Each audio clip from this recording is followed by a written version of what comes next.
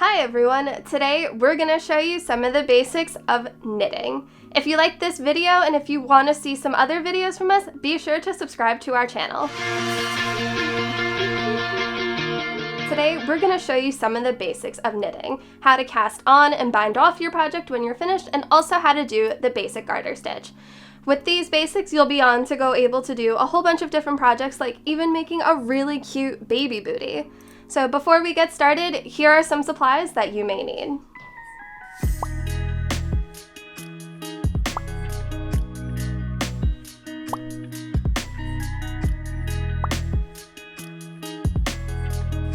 Alright, so now that we have our supplies, we're going to get started.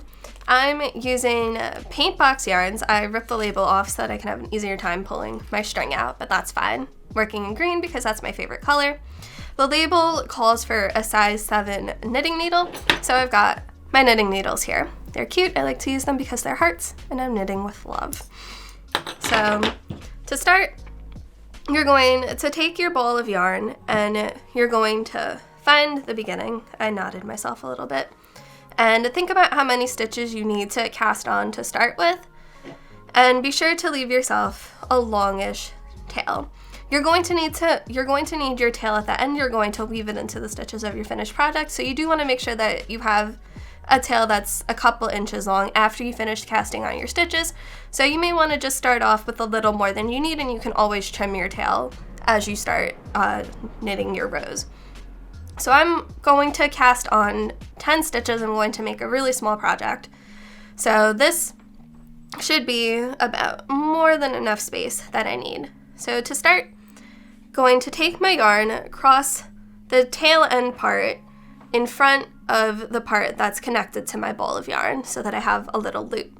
Then I'm going to take the part that's connected to the ball of yarn, pass it through the loop into a loop like this, and pull.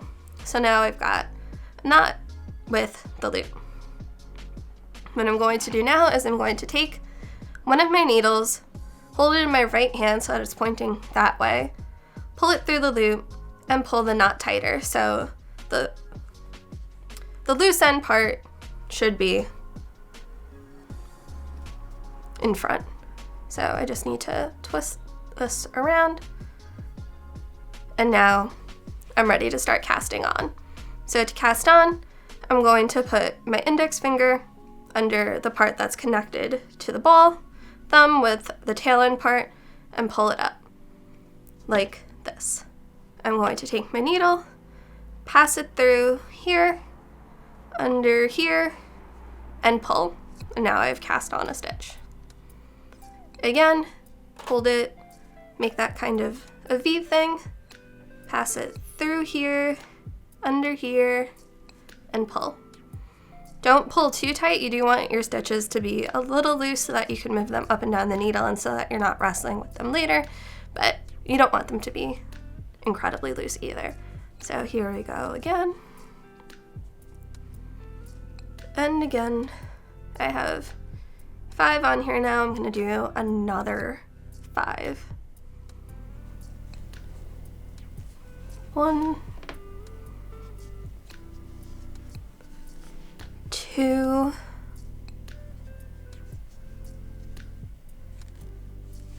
3,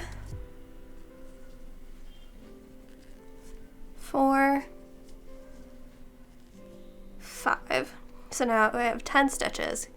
1, 2, 3, 4, 5, 6, 7, 8, 9, 10. So now I have my 10 stitches cast on. What I'm going to do is I'm going to take the needle, put it into my left hand, and first I'm going to look to see how long my tail is.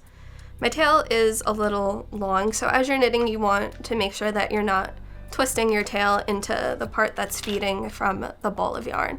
So I don't need this long of a tail, so I'm going to cut some of it off. So I have my scissors here, and I'm gonna cut off right here.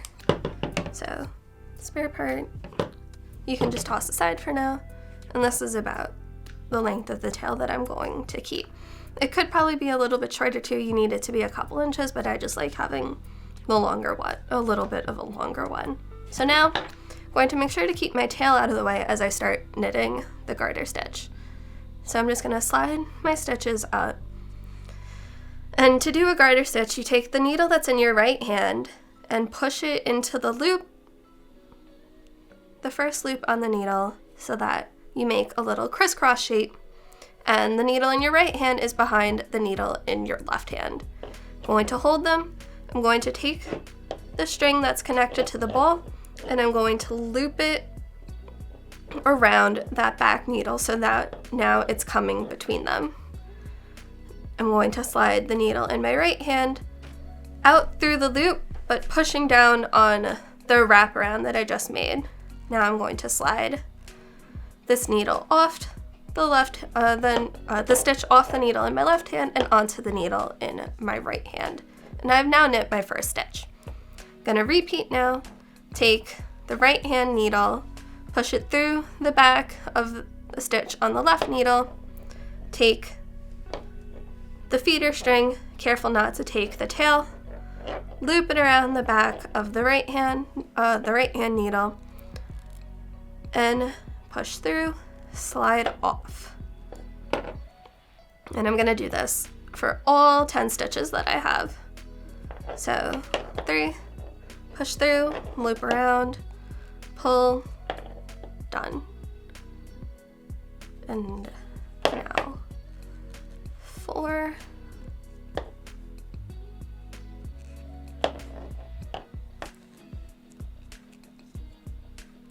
5,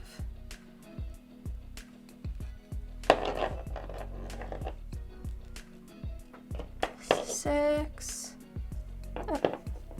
You can slide the stitches up and down as needed so that you can comfortably continue knitting.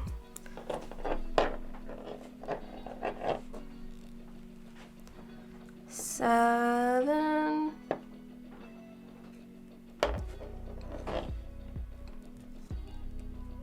8,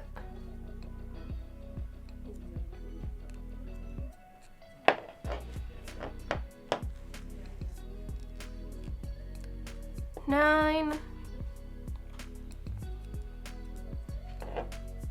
and the last one on the row, 10. So now all of my stitches end up on the right hand needle. So now that I've finished knitting all of the stitches in that row, what I'm going to do is take the needle in my right hand, swing it over to my left hand, and repeat the process. And I'm going to repeat for another couple of rows. So same idea, just gonna slide the stitches up, right hand needle through to the back of the left hand needle, loop the string around, push it through onto the right hand needle, and just gonna repeat again for this second row.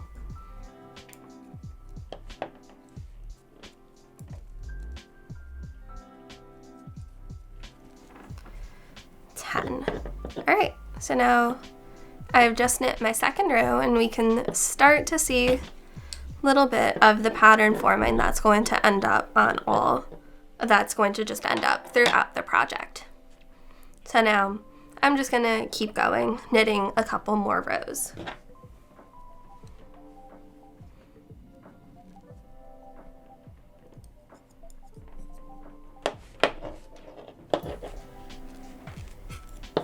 Alright, double check. 1, 2, 3, 4, 5, 6, 7, 8, 9, 10. Alright, now I'm gonna flip it over once more, and if I need to keep track of how many rows I've done or what side is the side that I started with, I can take a stitch lock. I'll grab a green one to match my project. So what I'm gonna do is I'm going to knit 1 stitch onto my needle, and then when it's on, as long as you're holding on to it, it's okay if your needle falls out. Don't panic, don't start pulling things, you can easily save it. So now that I have the stitch on, I'm gonna just hold on tight, slide the lock through, and lock it up. And it'll stay there as I continue knitting to help me remember if I need to keep track, if I want to put one every couple of rows so that I know how many rows I've done. If I want to make sure that I know what side I'm on, the stitch lock will help me remember. So I'm starting row 8 now.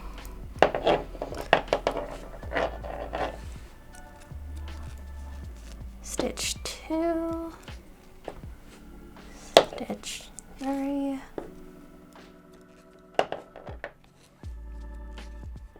alright, so now I'm going to flip over, start row 9, and I know that when my stitch lock gets back here, I have finished row 10, which is where I'm going to stop. Alright, I'm going to pull this over, begin 9.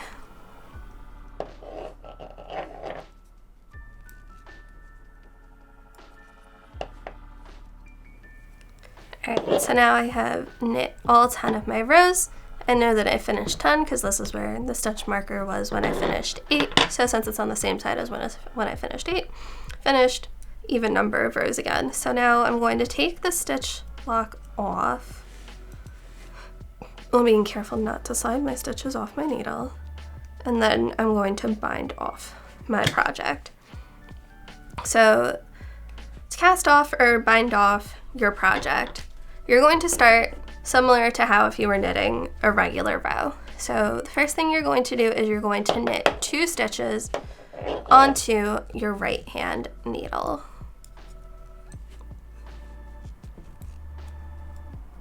Next, what you're going to do is you're going to slip your left hand needle into the first stitch on the right hand needle. So you're just going to slide it in.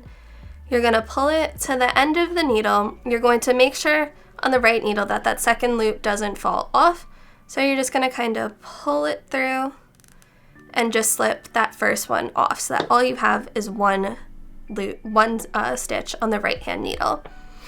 And you're going to repeat. So now you're going to knit another stitch off the left hand needle so that you have 2 stitches on the right, and you're going to do the same thing. Slip the left hand needle through, pull it to the end.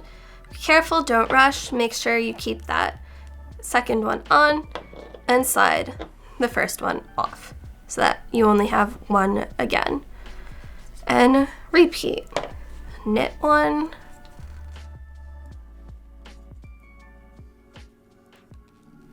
slide off. And you can pull them a little bit tighter as you go too. So now we come to the problem where we have 1 stitch on our right hand needle, but none on our left.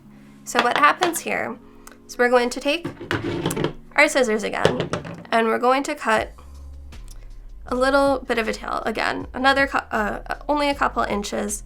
I'll leave maybe yay much, and snip. So I'm done with my ball of yarn. So what I'm going to do is I'm going to take this little extra piece that I have here, and I'm going to slide it through the last loop that I made. I like to do this on my needle because I tend to drop things a lot, but you can take the needle off too. You're going to pull it through the loop, and now I've got a little knot on the end so that pulling the string means that my tiny little project is not going to unravel. So to finish off your project, for cotton or acrylic yarns, if that's what you're working with, some say that it is enough for you just to tie a knot off at the end and leave it at that. But for other kinds of yarn, or if you're just interested in weaving it through your finished product, you can take your bigger needle and weave your yarn through following the pattern that you made as you were knitting. All right, now you know some of the basics of knitting. You can take these to start with simpler projects, and even take the knowledge that you have now and go on to learn how to do some other stitches to do some more complicated projects. Thank you so much for watching. If you enjoyed this video, please be sure to like it. And if you want to see more how-tos like this, we have a lot more coming up, so please subscribe to our channel. Thank you.